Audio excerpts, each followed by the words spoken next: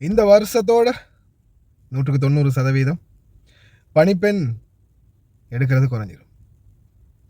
ஏன்னா 190% வேறு நாட்டு பணிப்பெண்கள், அதாவது ரொம்ப குறைந்த விலையில் மலிவான பணிப்பெண்கள் வரப்போகிறாங்க. கானா, உகாண்டா, ஆப்பிரிக்காவின் பல பகுதிகளில் இருந்து. இலங்கையர்கள் மற்றும் இந்தியர்களுடைய நிலைமை என்னாகும்? அஸ்ஸலாமு அலைக்கும் வரஹ்மத்துல்லாஹி வபரகாத்து. அன்பார்ந்த அனைத்து உறவுகளுக்கும் இனிய மாலை வணக்கம். புதிதாக வேறு வேறு நாடுகளில் இருந்து பணிப்பெண்களை இறக்குமதி செய்ய போகிறாங்க. இப்படி இறக்குமதி செய்கிறதால கடைசியில் டிமாண்ட் பண்ணி, அதாவது நம்மளுக்கு டிமாண்ட் பண்ணி நம்மளுடைய தொழிலாளர்களை எடுக்க முடியாத சூழல் வரும். அப்படி வரும்போது நிச்சயமாக தொழிலாளர் சந்தையில் மிக பெரிய ஒரு அடி யாருக்கு விழும்னு பார்த்தீங்கன்னா, இந்திய தொழிலாளர்களுடைய விகிதாசாரம் ரொம்பவும் குறைவாக இருக்குது. ஆனால் இந்திய தொழிலாளர்களை விட இலங்கை தொழிலாளர்களுடைய பாதிப்பு ரொம்ப அதிகமாக இருக்கும். அதே போல் இதில் முக்கியமாக பார்த்திங்கன்னா, பிலிப்பைன் நாட்டவர்களுக்கான அந்த புதிதாக வந்த அந்த $500 சட்டம் ஒட்டுமொத்த அரபு நாடுகளும் நிராகரித்ததால் அதை அவங்களும் வாபஸ் வாங்கியிருக்கிறாங்க. மொத்தமாகவே அவங்க இதை வாபஸ் வாங்கியிருக்கிறாங்க. பிலிப்பைன் நாட்டு தொழிலாளர்கள் 1000 தினார் சொன்னாலும் எடுக்கிறதுக்கு ஆட்கள் இருக்குது. ஆனால் எங்களுடைய தொழிலாளர்கள் இருக்கிற இடத்தையும் இல்லாமக்கக்கூடிய சிச்சுவேஷனில் தான் நம்ம தொழிலாளர்கள் இன்னமும் இருக்கிறாங்க. இப்போது ரீசண்டாக எனக்கு மெசேஜ் தொடர்ந்து வந்து கொண்டே இருக்குது, பேக் டு பேக். என்னென்னு பார்க்கும்போது ஏஜென்சிகளில், அதாவது ஏஜெண்டுகள் இருக்கு இல்லையா, ஏஜெண்டுகளில் பணிப்பெண்களை இப்போ இவங்க கிட்டத்தட்ட ஒரு 2 வாரம் ஆகுது, அதாவது 15 நாளுக்கு மேலே ஆகுது. கஃபீல் இல்லை, கஃபீல் வரும் வரைக்கும் வெயிட் பண்ணுங்கன்னு வச்சுக்கிட்டே இருக்கிறாங்க. அதாவது இந்த இப்போ ஆரம்ப காலத்தில் இப்போ ரீசெண்டாக பிடிபட்டாங்களே, அந்த பிடிப்பட்ட பணிப்பெண்கள் மாதிரி அந்த மாதிரி சீன் தான் இங்கே நடக்குதா அப்படின்றது தெரியல. சில ஏஜென்ட்டுகளில் இந்த மாதிரி பண்ணுறாங்க. இப்போ இது வரைக்கும் 2 தகவல் கிடச்சிருக்குது. ஏஜென்ட்டுக்கு இன்ஃபார்ம் பண்ணியிருக்குது, உடனே வீட்டுக்கு போடு, இல்லையா அமாலா மன்சிலியாவிலேருந்து ஆள் அனுப்புவேன். கொஞ்சம் ஓரளவுக்கு மிரட்டி சரி. இனிமே வேறு யாரும் இல்லை, அதிகார மட்டமும் இல்லை, அரசாங்கமும் இல்லை, ஒரு மைராண்டியும் இல்லை. உசுறு போனால் போது மசுரண்டு போச்சுன்னு இறங்கி ஃபீல்டில் செயல்படுறதுக்கு இருக்கிறது நாங்கள் மட்டும்தான். டைரெக்டாகவே சொன்னேன், அமாலா மன்சிலியாவை கால் பண்ணவா, லேபர் டிபார்ட்மெண்ட்டுக்கு கால் பண்ணவா, மினிஸ்ட்ரி ஆஃப் காமர்ஸ் இண்டஸ்ட்ரி கால் பண்ணவா, வணிக வர்த்தக அமைச்சத்துக்கு கால் பண்ணி சொல்லவா, 15 நாள் ஹவுஸ்மேட்டை நீ உள்ளே வச்சிருக்காயிண்டு அப்படின்னு கொஞ்சம் அந்த மிரட்டல் தொனியில் பேசின பிறகு நீ யூடியூப்பில் வீடியோ போடவா, இல்லை நாங்கள் இன்னைக்கு நாளைக்கு அந்திக்குள்ளே நாங்கள் ஒப்படைச்சிருவோம். கஃபில் சாப்பர் போயிருந்தார். ஸ்கூல் டைமில் என்னடா சாப்பர், எனக்கே பூ சுத்திரியா நீ, சரி நீங்கள் கொண்டு வந்திருக்கிறீங்க, இதுதான் நான் ஒரு வீட்டுக்கு போடுங்க, பிரச்சனை வந்தால் அதுக்கு பிறகு தலையிடணும், இல்லையா தலை பறக்கும். மிரட்ட வேண்டி இருக்குது பாருங்கள், மிரட்டல் தொனியில் பேசியிருக்குது. இன்னொருத்தங்க ஒத்துக்கிட்டாங்க, ஆமாம் சரி நல்ல ஒரு இடம் பார்த்து நாங்கள் கட்டாயம் இவங்களை போட்டுருவோம் அப்படின்னு.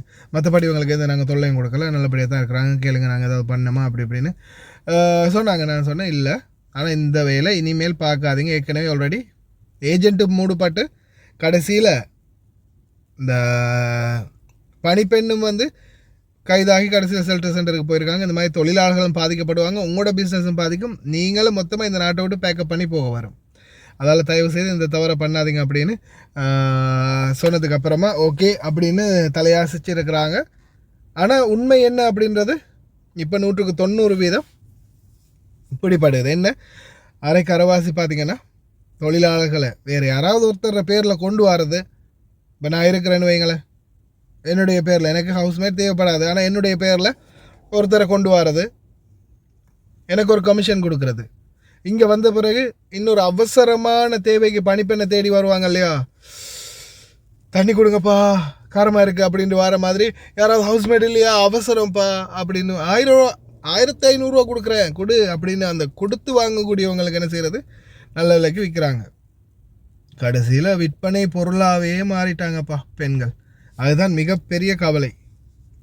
இன்றைக்கி எத்தனையோ வியாபார பொருட்கள் மாதிரி இன்றைக்கி மக்தப்களில் எங்களுடைய பெண்களும் வியாபார பொருளாக மாறிட்டாங்க அப்படின்றது தான் வேதனைக்குரிய விடயம்.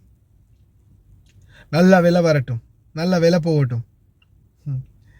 அந்த சில பிரதேசங்களில் மகன்கள் அப்படி தான் விற்கிறது.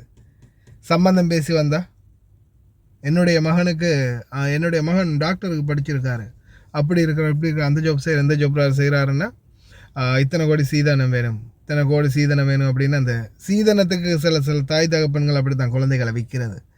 அது மாதிரி இங்கே எங்களுடைய சகோதரிகளுடைய நிலைமை.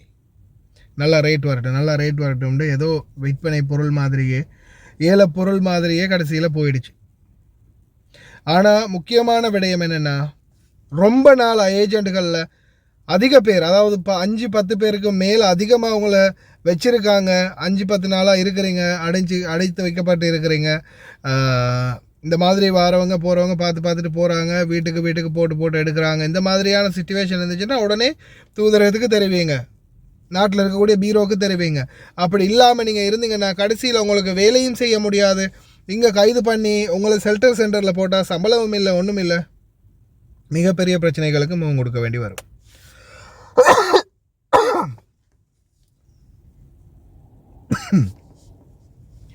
ஆல்ரெடியே நிறைய பேருக்கு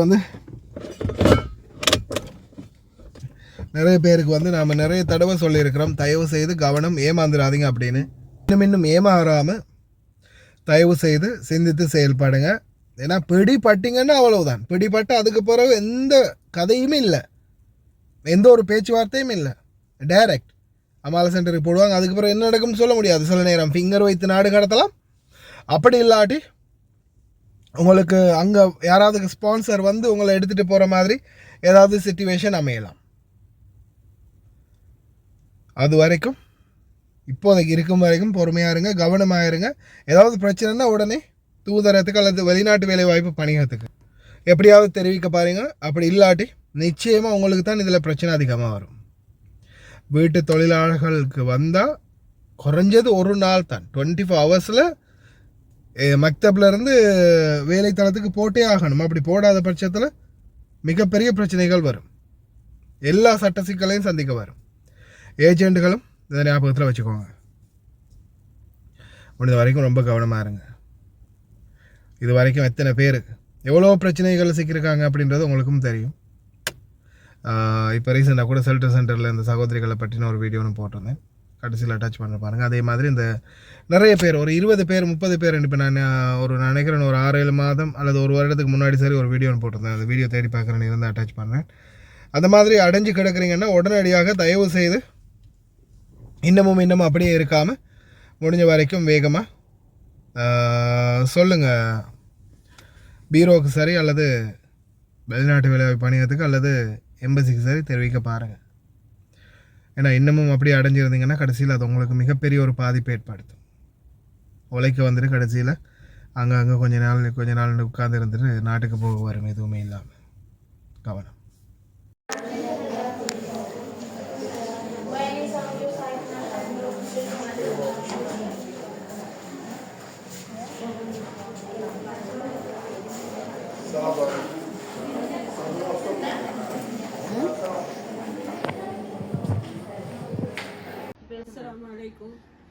நாங்கள் இங்கே மிச்சம் கஷ்டப்பட்டு இருக்கிறோம். சவுதியில் இங்கே 2 மாதம் 3 மாதம் 5 மாதம் அப்படி கஷ்டப்படுகிறேன்.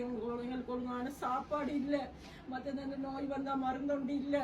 கஃபீல் வீட்லேயும் போனாலும் எங்களை இங்கே தான் கோந்து போடுறாங்க சமஸ்கோப்பு. எம்பசிக்கு போனாலும் அவங்களும் கோந்து எங்களை சமஸ்கோப்பு தான் போடுறாங்க. எங்களுக்கு என்ன வருத்தம் வந்தாலும் எங்களை பார்க்குறதுக்கு ஒருத்தருமே இல்லை. மற்ற நாட்டிலலாம் இத்தோப்பி, கினியா, இந்தோனேசியா எல்லா பக்கம் ஆளை எடுத்துகிட்டு போகிறாங்க. எம்பசியால் பேசி எல்லா ஆட்களையும் அனுப்புகிறாங்க. எங்களோட ஆட்கள் மட்டும் போகிறதே இல்லை. நாங்கள் மிச்சம் கஷ்டப்பட்டுக்கிட்டு இருக்கிறோம். 10 வருஷம் உள்ளவங்களை கூட அனுப்பாமல் இங்கே கொண்டு போடுறாங்க. இங்கே எங்களுக்கு சரியான எந்த ஒரு இதொன்றும் இல்லை.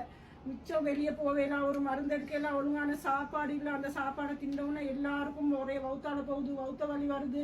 மிச்சம் காய்ச்சல் என்ன மவுத்தாயினாலும் கூட எங்களுக்கு பார்க்குறதுக்கு ஒத்தருமே இல்லை. சரியா எங்களுக்கு உதவி செய்யுங்க, அல்லாவுக்காக வேண்டி உதவி செய்யுங்க. எங்களுக்கு எப்படி சரி எடுக்க பாருங்க. மிச்ச நோயாளிகள் சிங்களம் முஸ்லீம் தமிழ் எல்லாம் இங்கே தான் இருக்கிறாங்க. 100கணக்கான பேர் இங்கே இருக்கிறாங்க. இந்த எலெக்ஷனுக்காக வேண்டி சரி எங்களை எடுங்க. நாங்கள் மிச்சம் அல்லாஹ் கஷ்டப்படுறோம். அல்லாவுக்காக வேண்டி இந்த நீங்கள் முஸ்லீமோ தமிழோ யாரோ தெரியாது, எங்களுக்கு உதவி செய்யுங்க. இந்த சண்டை கேட்குறவங்க சரி, ரணில் விக்ரமசிங்க சரி, ஜனாதிபதி சரி, எங்களை எப்படி சரி பேசி எடுக்க பாருங்க. நாங்கள் மிச்சம் கஷ்டப்பட்டு இருக்கிறோம். இப்படியே இருந்தால் உண்மையில எங்களோட ஜனாசா தான் ஊருக்கு வரும். அப்படி கஷ்டப்படுறோம். 10 வருஷம் கஷ்டப்பட்டவங்கள கூட அனுப்புறாங்க. இல்லை எங்களுக்கு எந்த ஒரு சான்ஸோ எந்த இது உண்டோ எங்களுக்கு இல்லை. நாங்கள் அவ்வளோ கஷ்டப்படுறோம். சொல்லிடலாம் எங்களோட பிள்ளைகளுக்கு தள்ளி அனுப்பிக்கிற வழி இல்லை, எதுவுமே இல்லை. பிள்ளைகளோட போயிட்டு சேர்றதுக்கும் எங்களுக்கு வழி இல்லை. ஏன் இந்த நிலைமை மற்ற நாட்டில எல்லாம் அப்படியே செய்யறாங்க, ஏன் எங்களோட ஸ்ரீலங்கா மட்டும் இப்படி செய்யுது? யாருமே எம்பசியால வந்து யாருமே என்னன்னு கூட கேட்கறாங்க இல்லை. எதுவுமே எங்களுக்கு வெளியே போயிட்டு எதுவும் பேசவும் வைக்கவும் ஒன்றுமே தெரியாது. அல்லாவுக்காக வேண்டி எங்களை இங்கே உதவி செய்யுங்க. நீங்கள் எப்படி சரி எங்களை எடுங்க. நாங்கள் உங்களுக்கு சந்தை தாரோம். நாங்கள் எல்லாம் சத்தியம் பண்ணி சொல்கிறோம். இந்த சந்தை வாரத்துக்காக சரி நாங்கள் எங்களை எடுங்க எப்படி சரி சரியா.